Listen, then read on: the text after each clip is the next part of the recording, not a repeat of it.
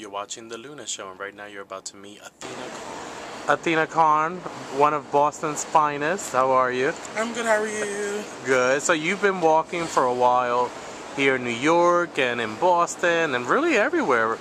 Tell me about that. What's your experience like walking the scene and being a part of the scene? I started back in '04. And my first category ever was Butch Queen and Church Gun Realness. I remember that actually. And I branched off when I became an EVSU. I became an EVSU. They wanted me to try to branch off into just regular realness every day. I had inspirations like my godmother Tisha Diamante or Dwayne Diamante or my mother Jahira Balenciaga who really just helped make me and mold me into what I am. I mean, it's like at the end of the day, we come to balls, and these are categories that we walk, but it's about what you can take out of the ballroom and you can bring into your personal life or into your personal world. Again, I started in '04. At first, I was nervous, and eventually I got over it. The only ball that I tell everyone that makes me the most nervous every year is the latex ball. Why? And I just won on Saturday, but I was up there sweating bullets. I was really, really nervous. And when they went to say grand prize, I was like, okay, now can I get off the stage?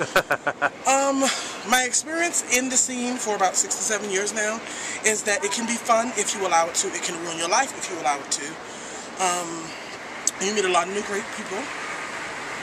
Really about, I mean, that's really about it to me. I mean, I've met a lot of new people, a lot of great people.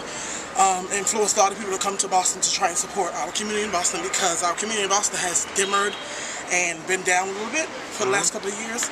So I'm in the midst of trying to rebuild our scene in Boston to the best of my ability. So, you know. You're a commentator now there too, right? Yes, I am actually the main commentator of the city.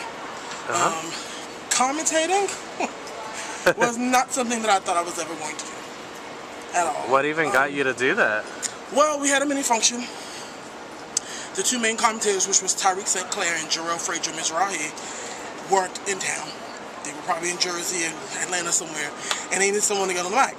So I got on the mic, and I was on the mic ever since. And you were bitten by the commentator. So I took it from there to Buffalo, to Ohio, to Connecticut, to Providence. You know, and I've just been doing my thing to the best of my ability, actually. Yeah. So, I mean, it could be fun. It could be draining. There are times that I have balls that I want to walk, but they're like, well, we want you to commentate. I'm like, okay, I'll do it. Do you see yourself doing like an event like the latex ball or something as big as that one day? Hopefully. Is that what you hope to do? Hopefully one day I do hopefully be asked to be on the mic, whether it be for a category, performance or runway or something. I just hope to be able to branch out. So what's the difference between Boston and New York balls? Well, New York has more. Lots more. Your time span is so much better because in Boston everything has to be shut down by 2 because it's the law. Here you have the time frame where you can start at 10 and you don't have to worry about being done by 2 because you can go to about 4 or 5, maybe even 6, 7, 8. I've been to balls out here where they didn't end until about 8, 9 in the morning at Escalator. So, you know, Boston is not, I won't say a mediocre city, but Boston is a branch off to New York. Like I said to a lot of people don't know that Pony and Malachi and a lot of them actually used to come to Boston and work with Tisha and Dwayne and along with Deja and Alora and a few other people used to come to Boston to visit, hang out. I used to support Boston. Like yes, I haven't been in a minute, but every Boston ball used to come. I think I've been to 3. And then they started dying down from there because legendary Jason Prodigy took his little leave of absence to get himself together, and so now we're trying to pick them up to have them as much as we can. So. Okay.